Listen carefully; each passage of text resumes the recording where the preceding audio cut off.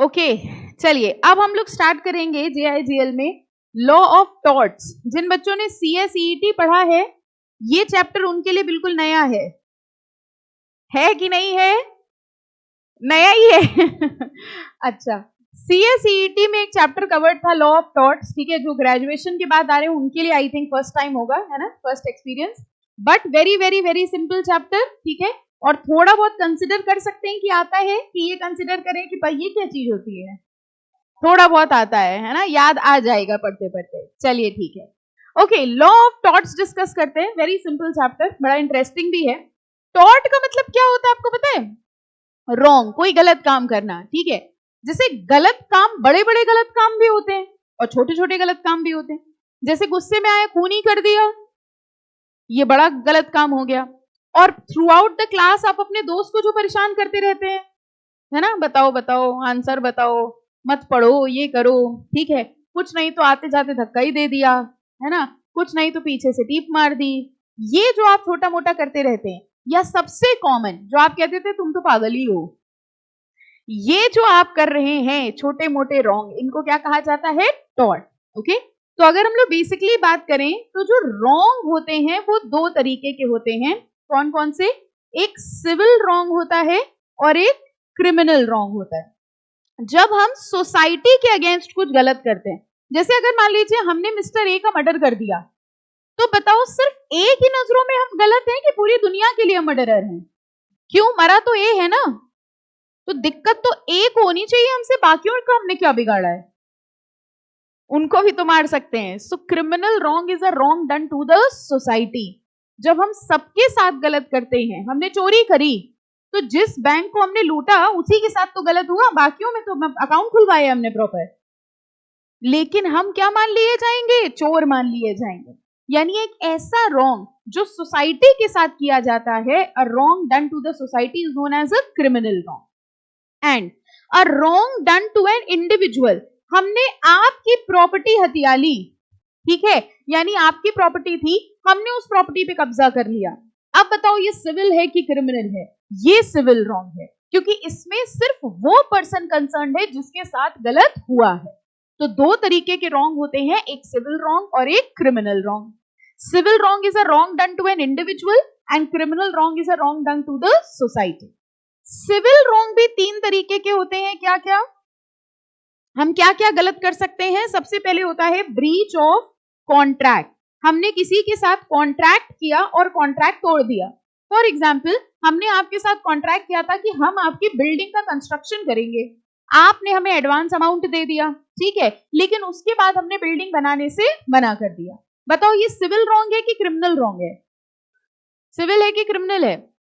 Civil wrong है, ठीक है, यानी breach of contract is also a type of civil wrong. इसके अलावा होता है ब्रीच ऑफ ट्रस्ट। यहां हमने क्या तोड़ा? कॉन्ट्रैक्ट नहीं तोड़ा, क्या तोड़ा? भरोसा तोड़ दिया, है ना। आपके दोस्त ने कहा था हम चलेंगे घूमने और लास्ट मोमेंट में उसने प्लान कैंसिल कर दिया। ऐसा बहुत होता है ना आपके साथ, देखो कितना दर्द बाहर आया, वही तो, इसीलिए तो जा नहीं पाते हैं। This is what is breach of trust. बताओ breach of trust civil wrong हुआ कि क्रिमिनल रॉन्ग हुआ? Civil wrong. And third category is tort. Basically tort की डेफिनेशन समझो क्या है।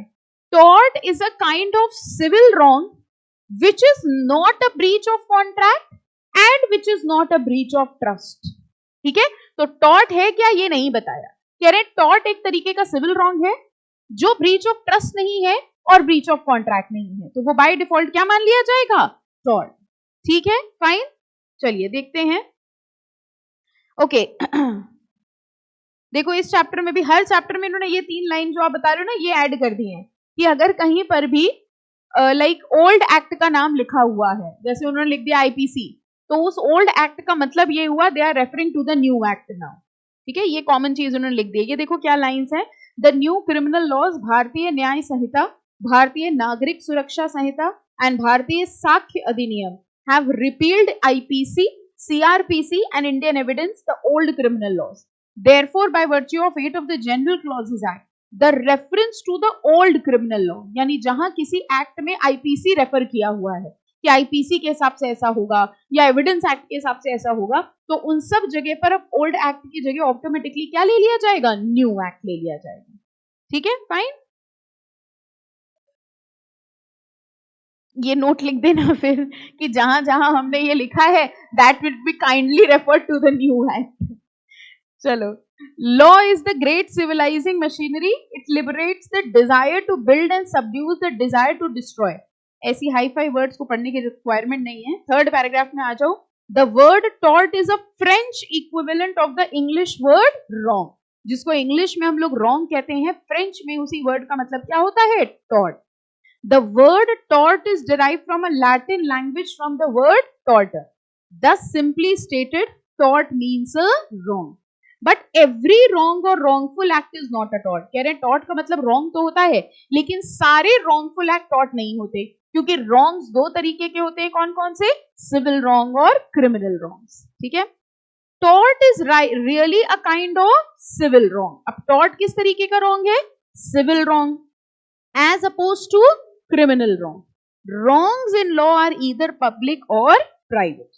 Broadly speaking, public wrongs are the violation of public law and hence amount to offenses. Public law को अगर आपने तोड़ा है, ठीक है, तो वो एक public wrong होता है, और public wrong होना एक offense माना जाता है। अगर आपने किसी का खून कर दिया तो ये offense माना जाएगा, लेकिन अगर हमने किसी की सामान ले लिया, किसी की प्रॉपर्टी ले ली, तो ये offense नहीं माना जाएगा, क्योंकि हो सकता है वो प्रॉपर्टी हमारी हो, ये भी तो डिक्लेयर हो सकता है। तो ये कह रहे हैं जो रॉन्ग हम पूरी सोसाइटी के साथ कर रहे हैं उनको क्या कहा जाता है, क्रिमिनल रॉन्ग। ओके, अब इसमें देखो अलग अलग लोगों की डेफिनेशंस हैं। जैसे section 2 of the limitation act means tort means a civil wrong which is not exclusively a breach of contract और अ ब्रीच ऑफ ट्रस्ट। यही डेफिनेशन हम लोगों ने पढ़ी। टॉर्ट एक तरीके का क्या होता है, सिविल रॉन्ग, जो ब्रीच ऑफ ट्रस्ट नहीं है और ब्रीच ऑफ कॉन्ट्रैक्ट नहीं है। ठीक है, तो आई होप क्लियर हो गई बात। ठीक है, इसमें लास्ट में आ जाना, 2 important elements can be derived. मिल गया। A tort is a species of civil injury as a wrong opposed to a criminal wrong, that every civil wrong is not a tort. तो पहली बात ये कि टॉर्ट एक तरीके का सिविल रॉन्ग है, और दूसरी बात ये कि सारे सिविल रॉन्ग टॉर्ट नहीं होते। और कौन से सिविल रॉन्ग हो सकते हैं, breach of trust, breach of contract. Any doubt? ठीक है, फाइन। एलिमेंट्स ऑफ टॉर्ट देखो, टॉर्ट में क्या क्या होगा, a civil wrong, this civil wrong is not a breach of contract और breach of trust, and this wrong is redressable by an action for unliquidated damages. अब जरा ये बात समझना, अनलिक्विडेटेड डैमेजेस क्या हुए। देखो अगली हेडिंग आपको मिलेगी, ये ईटी में नहीं था, यस, हाँ नहीं था ना। What is the difference between damage and damages?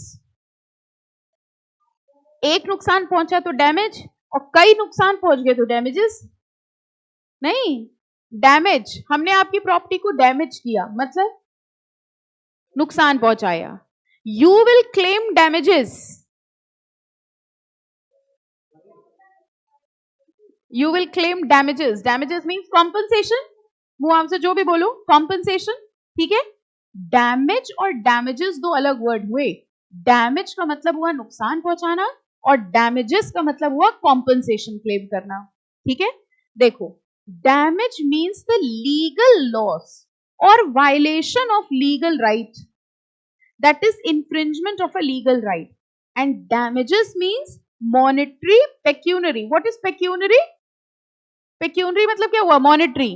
Okay, compensation or compensation in terms of money. Further, damages may be liquidated and unliquidated. अब बहुत ध्यान से समझिए, liquidated damages, concentrate all of you, जो लिख रहे हो अच्छा पहले लिख लो, हो गया। अब सुनना, दो तरीके के डैमेजेस होते हैं, लिक्विडेटेड, अनलिक्विडेटेड। लिक्विडेशन का मतलब क्या हुआ, liquid, easily convertible into cash. ठीक है, दो तरीके के डैमेजेस होते हैं, लिक्विडेटेड, अनलिक्विडेटेड। ठीक है, कुछ केसेस में डैमेज का अमाउंट पहले से फिक्स्ड होता है, ठीक है, कि इतना अमाउंट मिलेगा ही मिलेगा। ये बताओ लिक्विडेटेड हुए कि अनलिक्विडेटेड हुए? लिक्विडेटेड। क्यों? क्योंकि ये इजिली कन्वर्टेबल इनटू कैश। लेकिन कुछ ऐसे होते हैं जिसमें वो कहते हैं कि भाई नुकसान तो हुआ है, अब कोर्ट डिसाइड करेगा कि कितना कॉम्पनसेशन मिलना चाहिए। ये कौन से होते हैं? Unliquidated damages. फॉर एग्जाम्पल मेरे और आपके बीच में कॉन्ट्रैक्ट हुआ, हमने आपसे कहा कि हम आपको एडवांस अमाउंट दे रहे हैं और आपको मेरे लिए बिल्डिंग बनानी है, ठीक है, और अगर आपने ये कॉन्ट्रैक्ट तोड़ा तो 1 लाख रुपए का जुर्माना लग जाएगा, ये हमारे कॉन्ट्रैक्ट में ही लिखा था। बताओ ये डैमेज क्या हुआ, लिक्विडेटेड कि अनलिक्विडेटेड? लिक्विडेटेड हुआ। जिस दिन आप कॉन्ट्रैक्ट तोड़ोगे उस दिन तुरंत पता है कि कितना अमाउंट पेबल है, 1 लाख पे होना है, तो ये लिक्विडेटेड हो गया। अब अगर मान लीजिए आपने हमारा डिफॉर्मेशन कर दिया, आपने कहा आता जाता है नहीं पढ़ाने आ जाती है, कहना नहीं ऐसे, हाँ ठीक है, आपने हमारा डिफॉर्मेशन कर दिया, बताओ हम कितना कॉम्पनसेशन मांगे? इसका क्या होगा, कोर्ट डिसाइड करेगा, पहले ये केस कोर्ट में जाएगा। अब कोर्ट में पहले ये डिसाइड होगा कि भैया फेम कितना है कि डिफेम हुआ, ये बात समझ रहे हो? अंबानी का डिफॉर्मेशन होना और हम लोग का डिफॉर्मेशन होना फर्क है कि नहीं है? हम लोग तो आपस में पागल पागल कहते रहते, अंबानी पागल कह के दिखाओ, ठीक है। तो इस बात को पहले डिसाइड किया जाएगा कि भैया कितना रेपुटेशन का लॉस हुआ, उस हिसाब से कॉम्पनसेशन डिसाइड होगा, फिर वो पेबल होगा। तो उस केस में बताओ डैमेजेस क्या हुए, अनलिक्विडेटेड।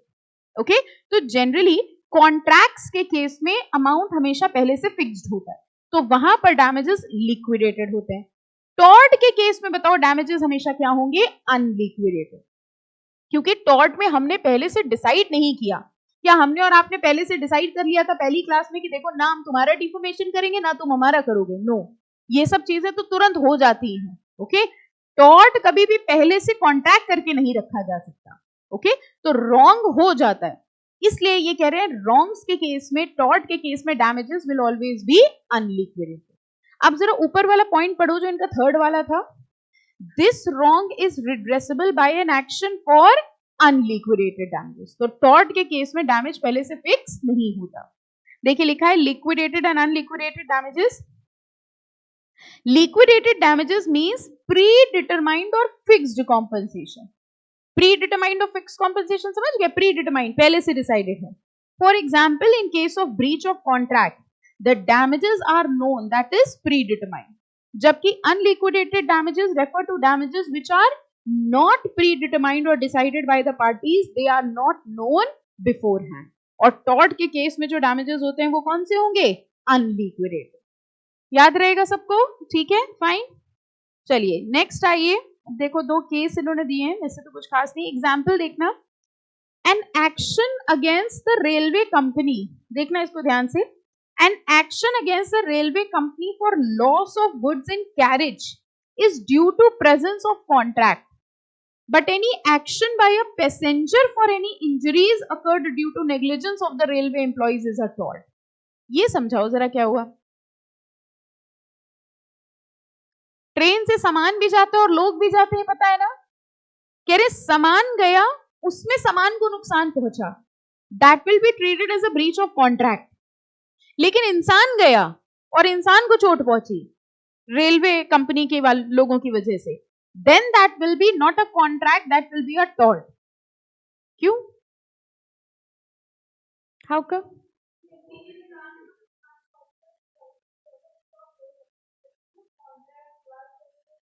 जब सामान जा रहा है तो आपने रेलवे कंपनी के साथ कॉन्ट्रैक्ट किया था कि हमारा सामान यहां से यहां तक पहुंचाइए, जिसके लिए हम चार्जेस पे कर रहे हैं, ठीक है, और उन्होंने कॉन्ट्रैक्ट करके साइन करके कहा था कि I will be taking care of the goods, ठीक है। लेकिन अगर कोई पर्सन जा रहा है वहां पर ये उनकी रिस्पॉन्सिबिलिटी थी कि वो सबको सेफली लेके जाए, ठीक है, ये पहले से डिसाइडेड नहीं था, ठीक है। हम लोग जाते हैं तो हम लोग ये नहीं कहते हमको सेफली लेके जाना, हमको लेके जाना, लेकिन जब हम सामान भेजते हैं तो हम क्या कहते हैं, भैया सामान सेफली जाना चाहिए। ओके, तो ये कह रहे हैं अगर पैसेंजर को कोई दिक्कत हुई है then that will be considered as a wrong by the railway company and that will be punishable under tort। दोनों में फर्क समझ रहे हो, दोनों के ट्रीटमेंट में सोचो फर्क क्या होगा, ट्रीटमेंट में बताओ क्या फर्क होगा। हाँ, नीचे वाला टॉर्ट की तरह पनिशेबल होगा अगर पैसेंजर को प्रॉब्लम आई है, so the amount will be unliquidated damage. और पहले वाले में आपको पता होगा इसीलिए लोग इंश्योरेंस वगैरह पहले से करा के रखते हैं कि हमारा सामान जा रहा है, अगर सामान का नुकसान हुआ तो इतना जुर्माना देना पड़ेगा, यानी that will be treated as a breach of contract. Clear है डिफरेंस दोनों में? तो अगला वाला बताओ, a patient while getting operated his injuries got seriously injured due to negligence of the surgeon. वो गया था पेट को ऑपरेशन करवाने, वो कैंची अंदर छूट गई, ठीक है, the surgeon shall be liable for the breach of contract as well as law of tort. कह रहे हैं ये ब्रीच ऑफ कॉन्ट्रैक्ट भी हुआ और टॉर्ट भी हुआ, कॉन्ट्रैक्ट का भी ब्रीच है, टॉर्ट का भी ब्रीच है, because his negligence cause the harm to the other person without any lawful justification. कह रहे हैं उसकी लापरवाही थी, और जो लापरवाही होती है ना उसको हम लोग टॉर्ट में भी कवर करते हैं, ठीक है, और कॉन्ट्रैक्ट में तो है ही, क्योंकि भाई हम आपसे सर्विस ले रहे हैं, ठीक है। ये नहीं था, देखिए जब कोई डॉक्टर के पास ऑपरेशन कराने जाते हैं तो इस चीज का कॉन्ट्रैक्ट नहीं कि आप हमें जिंदा बचा लाना, ये तो डॉक्टर खुद ही आपसे साइन करा लेता है, ठीक है, कि नहीं बचे तो हमारी जिम्मेदारी नहीं है। लेकिन कैंची छोड़ना ये लापरवाही है, हमने ऑपरेशन सही से किया लेकिन पेशेंट नहीं बचा, दिस इज नॉट लापरवाही, दिस इज नॉट नेग्लिजेंस। लेकिन हम फोन अंदर छोड़ा है, फिर वाइब्रेट हुआ इंसान, समझ में आया, ये लापरवाही मानी जाएगी। So that will be covered under tort. ऐसे केसेस हुए हैं, आपको पता है, रियल में ऐसे कई केसेस हुए हैं, कुछ ना कुछ अंदर छूट जाता है डॉक्टर का, तभी तो अब मेडिकल वालों का इतना स्ट्रिक्ट हो गया that they are not allowed to carry anything inside the operation theatre. पहले ऐसा हुआ है, कुछ ना कुछ छूट जाता था, फोन वाइब्रेट होता था फिर अंदर से। चलो हाँ, इसमें आगे हम लोग पढ़ेंगे टॉर्ट में डॉक्टर के केसेस, देखना।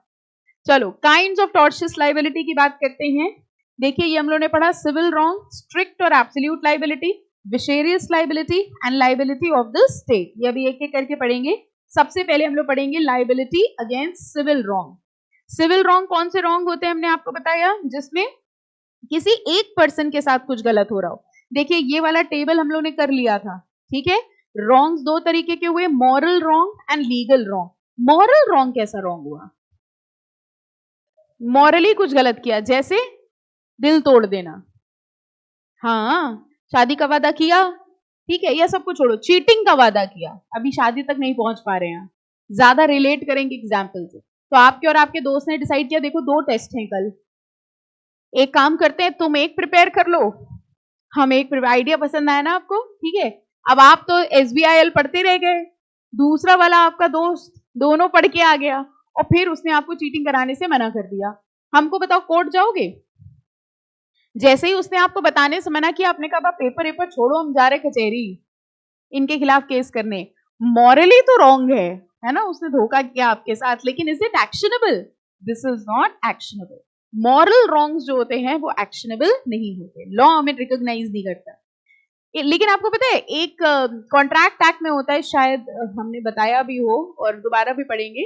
कॉन्ट्रैक्ट एक्ट के अंडर एक डैमेजेस होते हैं, विंडिक्टिव डैमेजेस नाम होता है उनका, कि अगर आपने किसी से शादी करने का वादा किया है और वो वादा आपने तोड़ दिया तो यू कैन क्लेम डैमेजेस। ये सुना है आपने? ये है कॉन्ट्रैक्ट एक्ट में, there is a kind of damages, vindictive damages, कि अगर आपने किसी से शादी करने का वादा किया और फिर तोड़ दिया तो जो अदर पर्सन जिसकी फीलिंग्स हर्ट हुई हैं वो कोर्ट में डैमेजेस क्लेम कर सकता है। And it is also written in law, amount of damage will depend upon how much she is hurt, he और शी इज हर्ट, कि उसको, हाँ, उसको कितना हर्ट हुआ, उसके दिल को कितनी चोट पहुंची, उस हिसाब से डैमेजेस मिलेंगे। इसका मतलब ये हुआ, बता रहे, इसका मतलब ये हुआ कि अगर वो ये कह रही है कि चलो ठीक है तुमने दिल तोड़ दिया, कोई बात नहीं, हमने भी दूसरा ढूंढ रखा था, तो कम मिलेंगे। और अगर वो कह रही है हमारे जीने का सहारा ही छिन गया है तो ज्यादा मिलेंगे। बट हाँ, यही तो बात है, ये जो हमने बोला ये भी काल्पनिक ही था, but there is a term vindictive damages हैं, और उसमें यही है कि on breach of a promise to marry an amount of damage will depend upon how much it is hurt. Now this is up to prove. वही है, थोड़ा sad सा फेस बना के जाना पड़ेगा प्रूफ के लिए, देखो हमारी जिंदगी खत्म हो गई तुम चले गए तो कॉम्पेंसेशन ज्यादा मिलेगा। हाँ पूछो पूछो। दिमाग तुम लोग का इतना चलता है इन सब चीजों में, चैट दिखा देंगे, देखो हम सिर्फ इन्हीं से बात करते थे चैट पे। ओफ, ही सेइंग हम चैट में कभी, तुम लोग अपने पर पर्सनली ले लेते हो एक तो हर चीज, डोंट टेक पर्सनली। हाँ, I am just telling you there is a provision in law. अब वो प्रूफ कैसे होता है आई डोंट नो, ठीक है, प्रूफ करना is difficult, but there is a provision, ऐसा होता है, ठीक है। हाँ बेटा, हाँ बिल्कुल बिल्कुल आ सकता है, हाँ बिल्कुल बिल्कुल बिल्कुल उसमें आ सकता है। अब अगर उसको लीगल, हाँ होता है, इसीलिए वही मैं बोलने जा रही थी, अगर आप उसको ये प्रूव कर दो कि that is against my secularism, I have a freedom of religion, और आप ऐसा कुछ नहीं कर सकते कि हमारे रिलीजन के अगेंस्ट बोले, हाँ, तो आप रिट फाइल करके एक्शनेबल करा सकते, ठीक है। अदरवाइज जो मॉरली रॉन्ग चीजें हैं, ठीक है, उसको हमारा लॉ जो है वो लॉ रिकॉग्नाइज नहीं करता, वो कहता है हम कैसे पहचाने मॉरली रॉन्ग, ठीक है। ऑल्दो हाँ, फंडामेंटल ड्यूटीज में भी आ सकते हैं, बट फंडामेंटल ड्यूटी बेटा कंपलसरी नहीं होती ना, तो उसके एक्शनेबल नहीं होगा। उससे बेटर ये है कि तुम रिट फाइल कर लो सेक्युलर के अंडर, क्या है वो फ्रीडम ऑफ रिलीजन। ऑल्दो हम लोग इससे कंसर्न ही नहीं है जिसपे हम लोग चर्चा कर रहे हैं, हम लोग उधर से कंसर्न है ना, लीगल रॉन्ग। जिससे कंसर्न नहीं उसी में तो ज्यादा मजा आती है ना। लीगल रॉन्ग दो तरीके के होते हैं, civil wrong and criminal wrong. Civil wrong में देखो टॉर्ट होता है, breach of contract, breach of trust, और एक और होता है ब्रीच ऑफ इक्विटेबल ऑब्लिगेशन। इक्विटेबल ऑब्लिगेशन क्या होता है समझिए, कॉजी कॉन्ट्रैक्ट पता है क्या होते हैं? हाँ, कॉजी कॉन्ट्रैक्ट क्या, ऐसे समझो कुछ रिस्पॉन्सिबिलिटीज हमारी ऐसी हैं जो लॉ ने इम्पोज नहीं करी है, फिर भी हमारी ड्यूटी बनती है कि हम वो काम करें। जैसे फॉर एग्जाम्पल किसी का कोई गलत पार्सल कभी आपके घर आया है, आपने कुछ ऑर्डर नहीं किया, स्विगी वाला आ गया पिज्जा लेके, भूख तो आपको भी लगी थी, ठीक है। अब बताइए आपने ऑर्डर नहीं किया, वो ऑर्डर था बगल वाले का, गलती से आपके पास आ गया, आप क्या करेंगे? सेकंड क्वेश्चन, आपकी ड्यूटी क्या बनती है? क्योंकि हमें पता है दोनों आंसर अलग हैं। क्या ड्यूटी बनती है? कि आप चुपचाप कहें नहीं भैया हमारा ऑर्डर नहीं है, पिज्जा गरम गरम ले जाओ, वो फ्लेक्स और जो मिलते हैं वो भी ले जाओ। हाँ, पेड होगा तो रख लेंगे, हाँ वही वही, I am coming to that point only, ठीक है। सबसे पहले तो यही पूछते हो भैया पेड है क्या, ठीक है, और आप करेंगे क्या, आप ले लेंगे, लेकिन आपकी ड्यूटी क्या बनती है? वापस करना, ठीक है। सेकंड एग्जांपल, अचानक आपके पास मैसेज आया, आप जेआईजीएल पढ़ रहे थे, आपके पास मैसेज आया your bank account has been credited with rupees 10 lakh rupees, ठीक है, क्या करेंगे? ड्यूटी क्या बनती है? बैंक जाएंगे वापस करेंगे, है ना? नहीं ठीक है, यही हम कह रहे हैं, करेंगे क्यों, ड्यूटी क्या बनती है? ड्यूटी कोर्ट वो करे करे, आपकी क्या ड्यूटी बनती है कि आप तुरंत जाके इन्फॉर्म करें, ठीक है, कि भैया हमारे अकाउंट में गलती से पैसा आ गया है, वो पिज्जा गलती से हमारे यहाँ आ गया है, ठीक है, हमारा खोया हुआ पर्स आपको मिल गया, क्या करेंगे आप?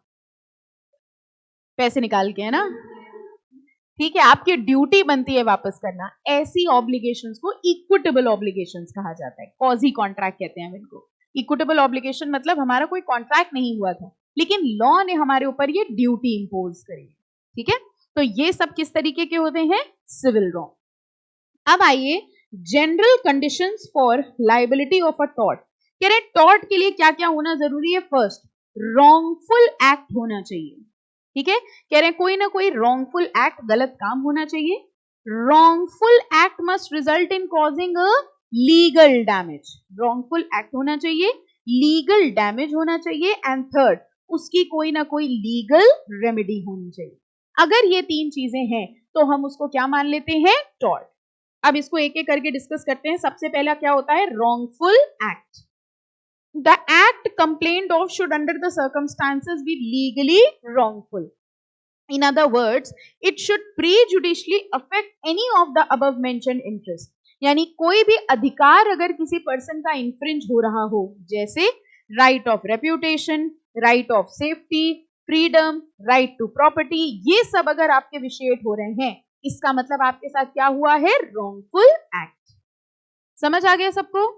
एक क्वेश्चन पूछे, एक फैक्ट्री थी, उस फैक्ट्री का एक गार्डन था, उस गार्डन में, दिमाग बहुत चलाते हैं आप लोग इसलिए, एक फैक्ट्री थी, आप कह रहे वो नीचे का तुम्हारी बुक में तो नहीं है, इतना ही दिमाग लगा लो पढ़ाई में तो बहुत ग्रुप निकाल लो एक बार में। हाँ, एक फैक्ट्री थी, उसमें गार्डन था, और उस गार्डन में वो पॉइजनस फ्लावर्स थे, ठीक है, पॉइजनस फ्लावर्स थे।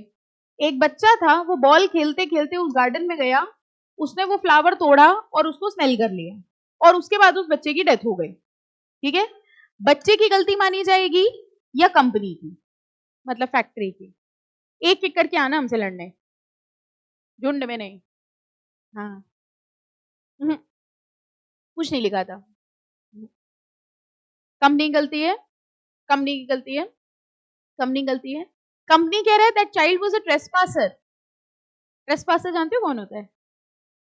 जो कंपनी कह रही है वो जो बच्चा है वो ट्रेसपासर है। ट्रेसपासर वो होता है जो किसी की लैंड में जबरदस्ती चला जाता है। तो वो कह रहे हैं वो हमारी फैक्ट्री गार्डन में आया क्यों? उसने फ्लावर लिया वो तो दूसरी बात है, वो हमारी लैंड में अंदर आया क्यों? और वो आया, ट्रेसपास किया है, वो अपनी गलती से आया है।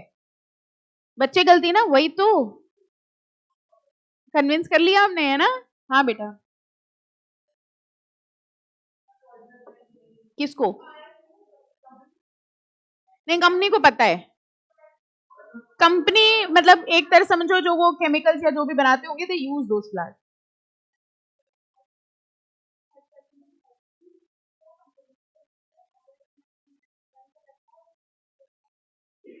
अच्छा, फेंसिंग लगी हुई थी, बच्चा कूद के आ गया, बच्चे की गलती है। फेंसिंग नहीं लगी थी, बच्चा कूद के आ गया, तब भी बच्चे की गलती है। अच्छा, हाउ मेनी ऑफ से बच्चे की गलती है? तुम हाथ उठाए उसे घूम के देखो। वेरी गुड, बच्चे की गलती है। और जबरदस्ती आगे बताओ। हाँ, नहीं देखो, ट्रेसपास यू कैन नॉट से फ्रॉम फेंसिंग। फेंसिंग से मतलब नहीं है। हाँ, फेंसिंग लगी हो या नहीं लगी हो, anybody who is coming to my place that is a trespass. ठीक है, तो फेंसिंग से परेशान ना हो ना। हाँ, विदाउट कंसेंट ही आया है बच्चा, बॉल खेलती खेलती आके कूद गया। हाँ, अच्छा, कंपनी को पता है पॉइजनस है तो कंपनी को प्रॉपर इंस्ट्रक्शन वगैरह लगा के रखनी चाहिए। क्या कह रहे हैं ये लोग? अच्छा, ये लोग कह रहे हैं कि वो किताब विताब बंद करके ऐसा लड़ने वाली। हाँ,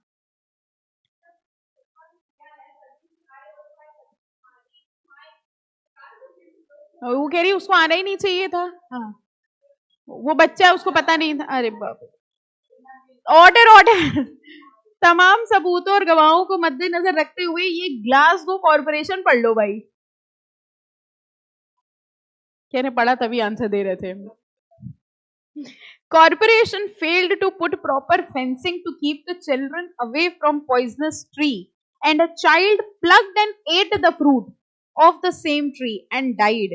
Court held the corporation liable for such omission. किसकी गलती मानी जाएगी? कंपनी की। हाँ, जहां पर भी ऐसी डेंजरस चीज आप यूज करते हो, आपकी ड्यूटी बनती है कि आप उसको प्रोटेक्ट करो, क्योंकि आपकी रिस्पॉन्सिबिलिटी है आपके आसपास वाले रहने जो लोग रहते हैं उनकी सेफ्टी की। ठीक है, अगर आप ऐसी कोई चीज कर रहे हैं तो आपकी ड्यूटी बनती है कि आप फेंसिंग कराएं, आपकी ड्यूटी बनती है आप इंस्ट्रक्शंस लगाएं।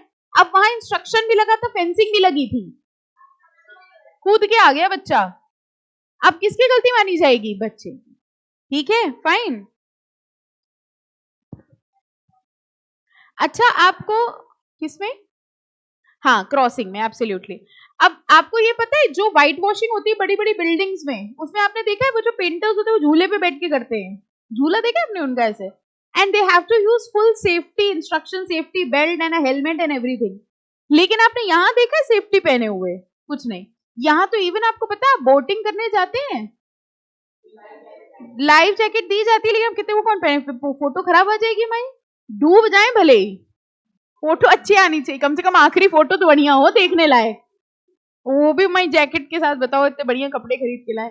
तो वो पेंटिंग करने के लिए था, लेकिन उसने कोई सेफ्टी इंस्ट्रक्शन नहीं लगाए हुए थे, वो बेल्ट और वो सब कुछ नहीं लगा रखा था उसने, उसकी डेथ हो गई। बताओ लाइबिलिटी आएगी कंपनी की कि नहीं आएगी? पढ़ो, general cleaning corporation, an employer failed to provide safety belt for safe system of work resulting in an employee suffering injury, employer shall be held liable for the consequences of such omission. ठीक है, तो अगर आपकी तरफ से कोई wrongful act हुआ है, then in that case liability arise आ जाएगी, और ये सारी तरीके की liabilities कौन सी हैं? tort। ठीक है, दूसरा एस्पेक्ट क्या होता है? पहला था wrongful act होना चाहिए, और दूसरा क्या होता है? legal damage।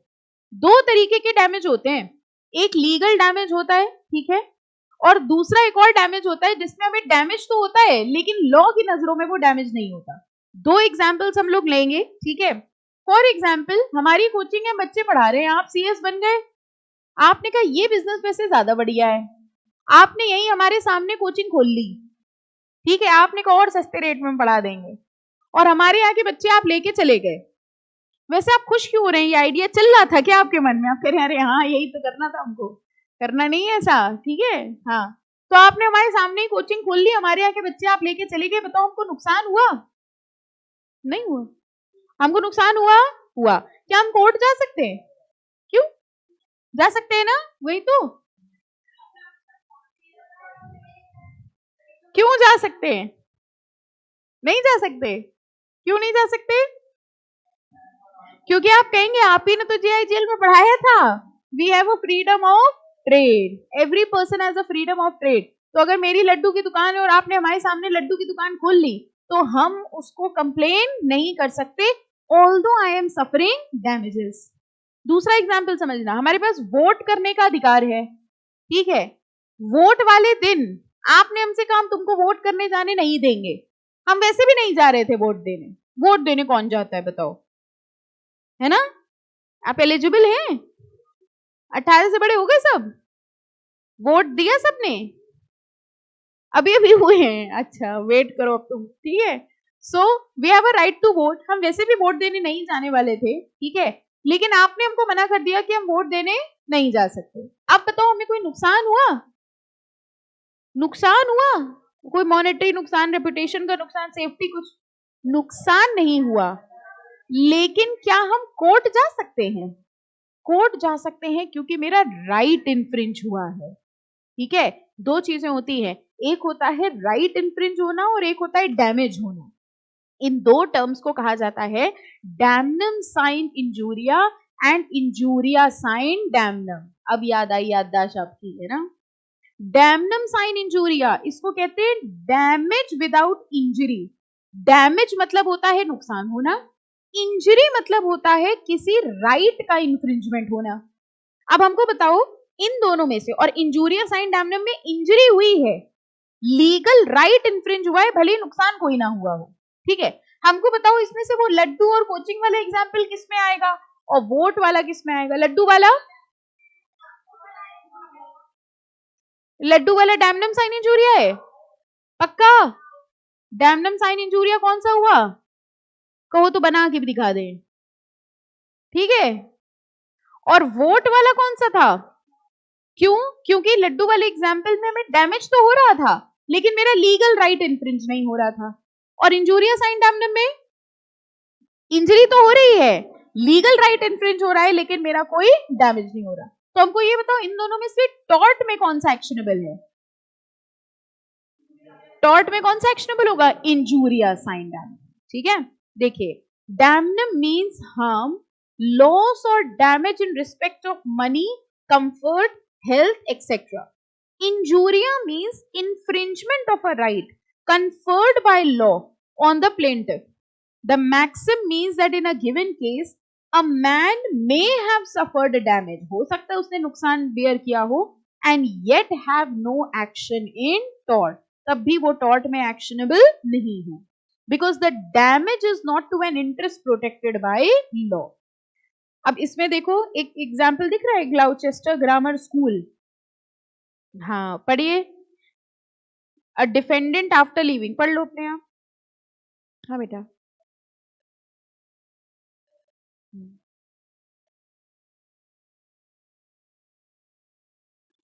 एक्शनेबल तो इधर वेज में है ना, हम वोट देने चाहे जा रहे हो चाहे ना जा रहे हो, लेकिन अगर तुमने मना किया तो वो एक्शनेबल है ही। हाँ इंजरी तो है ही, इंजरी पे तुम्हें कॉम्पनसेशन मिल जाएगा, डैमेज हुआ हो ना हुआ, ठीक है।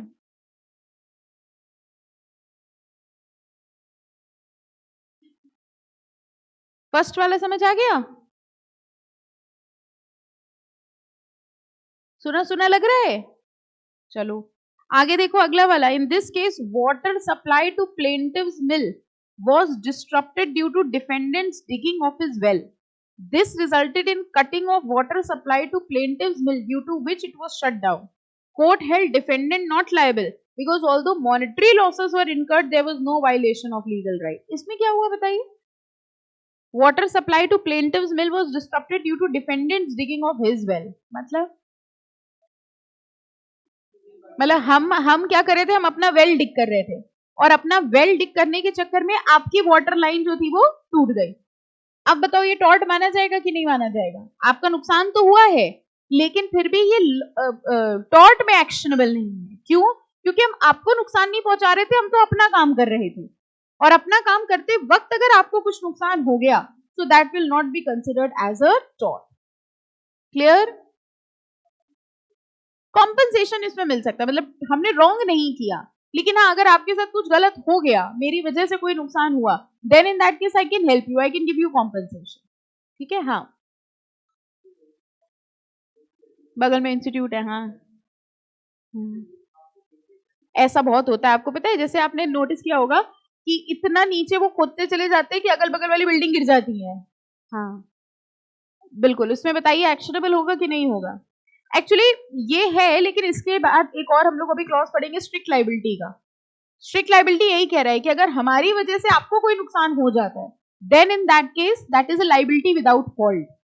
तो वहां भले ही आपकी गलती हो या ना हो, यहां तो सिर्फ ये बता रहे हैं कि वो हाँ लायबल होगा कि नहीं होगा as per damnum sine injuria.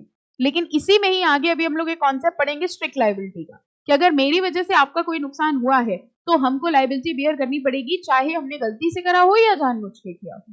ठीक है? तो उन केसेस में कॉम्पनसेशन मिलता है फिर। ओके, चलो next is injuria sine damnum. It means injury without damage, that is where there is no damage resulted yet it is an injury. यानी डैमेज कोई नहीं हुआ, नुकसान कोई नहीं हुआ, लेकिन फिर भी इंजरी हुई है किसी लीगल राइट की। अगर लीगल राइट की इंजरी हुई है तो वो टॉर्ट में एक्शनेबल माना जाता है। इसका जरा एग्जांपल देखो, Ashby versus White. The plaintiff was prevented from voting at an election by the defendant. Plaintiff sued defendant for compensation even if no monetary loss was incurred। उसने कहा तुमने हमें वोट डालने से रोका, इसलिए अब हम तुम्हारे ऊपर केस कर रहे हैं, हमें 1 लाख रुपए का जुर्माना दो। तो उसने कहा तुम वोट डालने नहीं गए, इसमें तुम्हारा मॉनेटरी लॉस कहाँ हुआ? लेकिन बताइए वो मॉनेटरी लॉस कॉम्पनसेशन मांग सकता है कि नहीं मांग सकता है? यस, मांग सकता है। Okay, it was held that defendant was liable to pay compensation because he has violated the legal right of plaintiff to cast his vote. Defendant has committed a tort. हम लोग पॉइंट्स किस चीज के पढ़ रहे हैं? एलिमेंट्स ऑफ टॉर्ट पढ़ रहे हैं। 3 एलिमेंट्स होते हैं टॉर्ट के। पहला क्या था?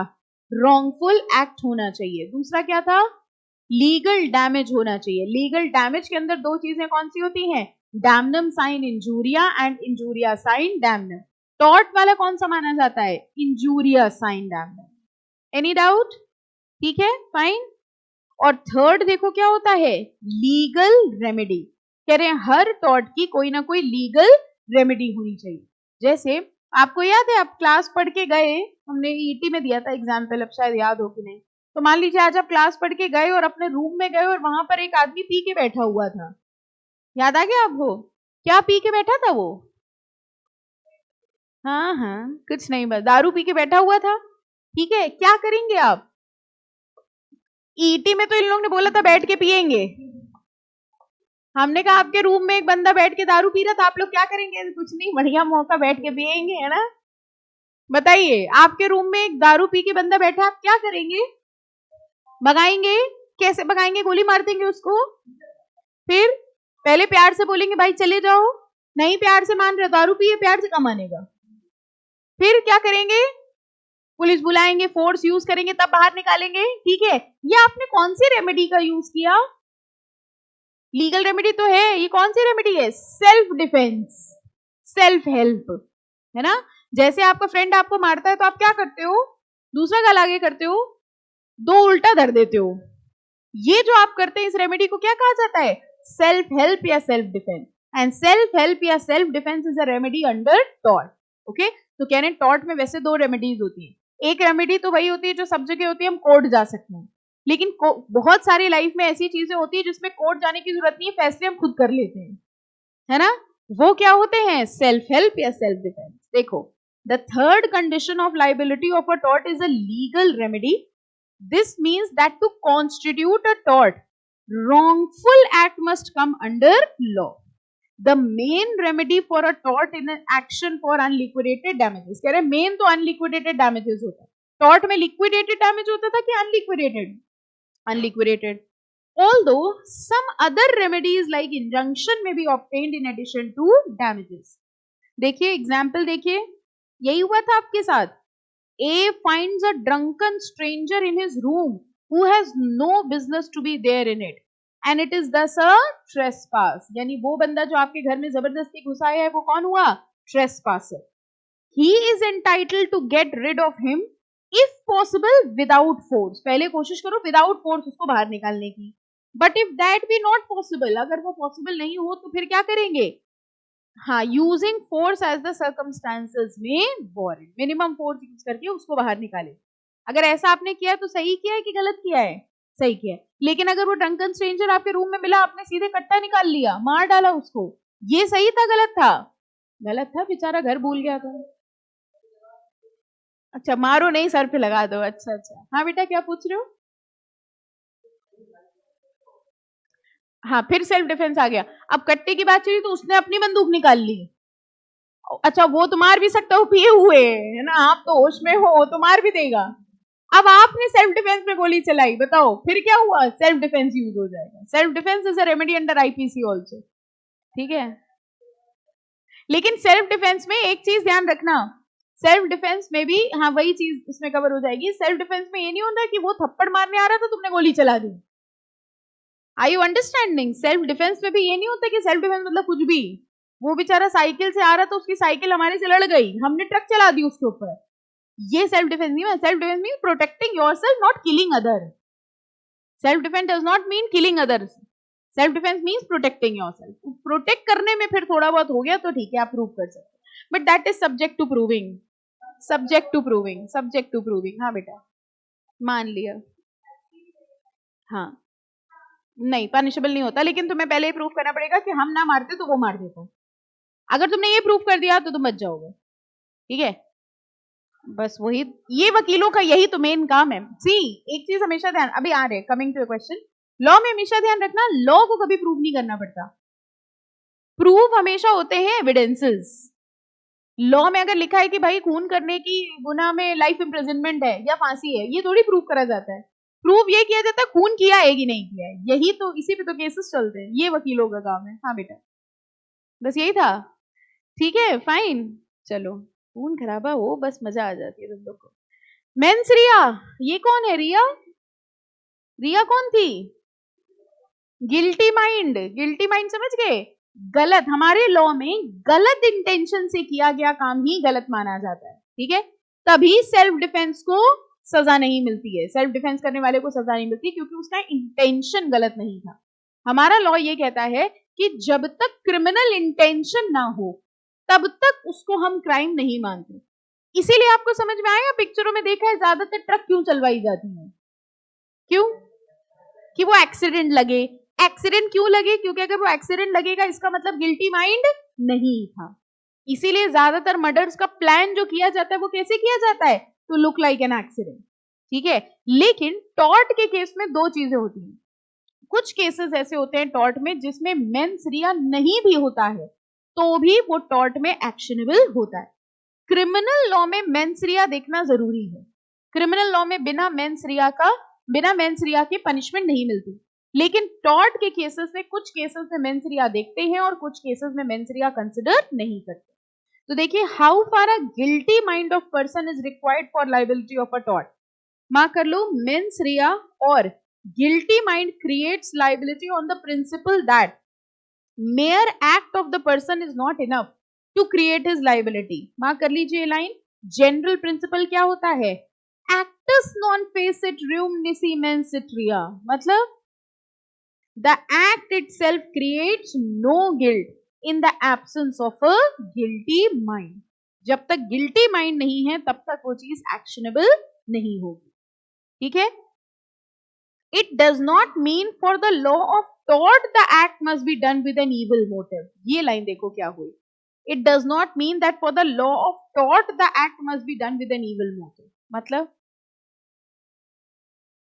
टॉर्ट के केसेस में जरूरी नहीं है कि मेंसरिया देखा जाए.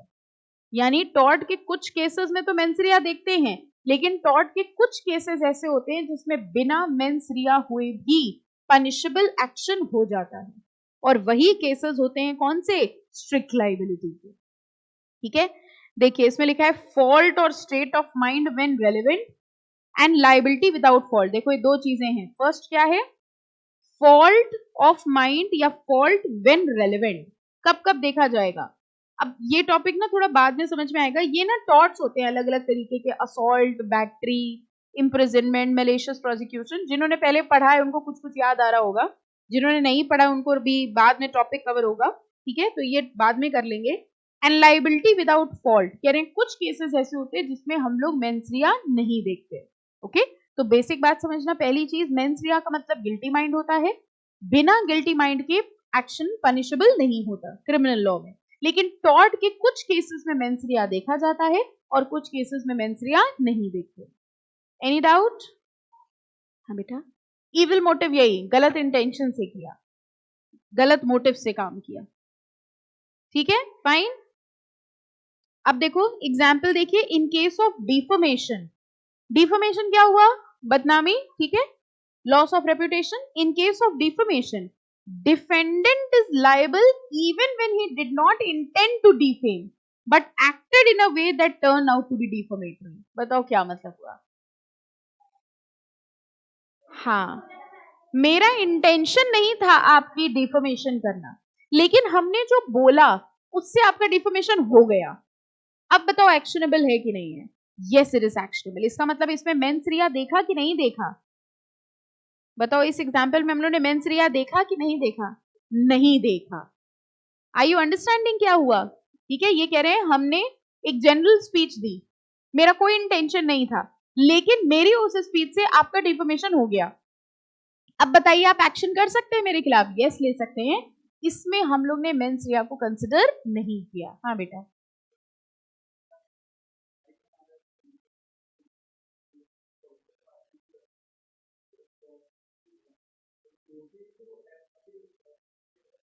एब्सोल्युटली, बिल्कुल बिल्कुल। अब देखो उसमें क्या होता है, मैं आपको बताएं, दो चीजें होती है। जैसे कुछ कुछ यू कैन रिलेट, जो श्रेया सिंगल वाला केस था, उसमें उसने यही तो बोला था कि भाई हम तो अपना फ्रीडम ऑफ स्पीच यूज कर रहे हैं। ज्यादातर लोग क्या करते हैं, when they are giving such public speech, तो वो स्पेसिफिकली उस पर्सन का नाम ना लेके उसका कुछ कोड या कुछ जो जनरल बोला जाता है ना, कि वो बोलते भी नाम नहीं और सब समझ भी जाते हैं। हमारे देश में कुछ पॉलिटिशियंस के ऐसे पेट नेम्स हैं, हम नहीं बोल सकते, तुम वहां बैठ के बोल सकते हो, ठीक है। तो हमारे देश में कुछ पॉलिटिशियंस के पेट नेम है कि हमने पूरी स्पीच दी, अब हमने बोल दिया, ठीक है, अब सबको समझ आ गया हम किसके लिए बोल रहे हैं, लेकिन दैट इज नॉट डिफॉर्मेशन। तुम थोड़ी पप्पू हो, इट्स सिंपल, ठीक है। So that is why they particularly are not using. लेकिन अगर उन्होंने स्पेसिफिकली नाम यूज कर लिया तो वो दूसरा बंदा डिफॉर्मेशन कर सकता है, ठीक है। Okay, and second, the provisions regarding no fault liability under motor vehicles act. ये मोटर व्हीकल में भी नो फॉल्ट होती है। आप गाड़ी तेज से चला रहे थे, बहुत तेज से, ठीक है, अब समझना, हम गाड़ी बहुत तेज से चला रहे थे, मेरा इंटेंशन नहीं था किसी को मारने की, लेकिन हम गाड़ी बहुत तेज चला रहे थे और 4-5 भिड़ के मर गए। अब बताओ एक्शनेबल है कि नहीं है? क्यों?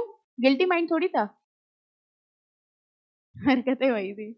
बताओ, गिल्टी माइंड हम घर से बिल्कुल नहीं, सोच के नहीं, घर से सोच के निकलते हैं आज 4-5 को मार के आएंगे। फिर मेंस रिया के भी कुछ तरीके होते हैं, जैसे मेंस रिया का भी हम लोग इसको पढ़ेंगे आगे। मेंस रिया का एक चीज होता है रेकलेसनेस। रेकलेसनेस समझते हो? लापरवाही। लापरवाही is also kind of mains रिया। मतलब हम फुल फोर्स में चला रहे थे, ठीक है, हमारा ऑब्जेक्टिव नहीं था मारने का, लेकिन हमको पता था कि हम जिस तरह से चला रहे हैं कोई ना कोई आज ऊपर जाएगा, ठीक है। So this will be considered as mens rea. Okay fine. तो मोटर व्हीकल एक्ट में यही होता है। हाँ बेटा, टॉर्ट में, टॉर्ट में एज सच मतलब स्टेटमेंट पूरा एक्ट नहीं है ये ज्यादा, ठीक है, इसमें कॉन्सेप्ट ज्यादा है अगर आप देखो तो, ठीक है, क्योंकि तभी देखो ना पेनाल्टीज हैं ना कुछ है। हाँ, ये अभी तो ये सब बता रहे हैं कि मतलब क्या क्या होता है इनका, ठीक है, और इन बुक में भी थोड़ा इजी टाइप में दिया हुआ है, इसलिए अच्छी बात है नहीं दिए हैं सेक्शन और कम हो गए ठीक है। हाँ, ये थोड़ा वैसा डिस्क्रिप्टिव एक्ट है ना, इसलिए।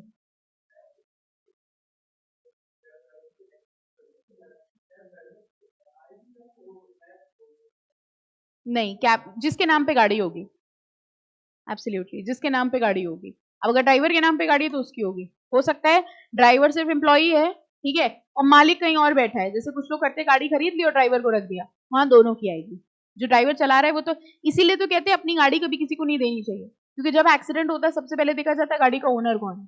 तो ऐसा नहीं है कि जो ड्राइवर है वो छूट जाएगा, driver as well as the owner, तुमने उसको चलाने क्यों दी, ठीक है, that is the second aspect.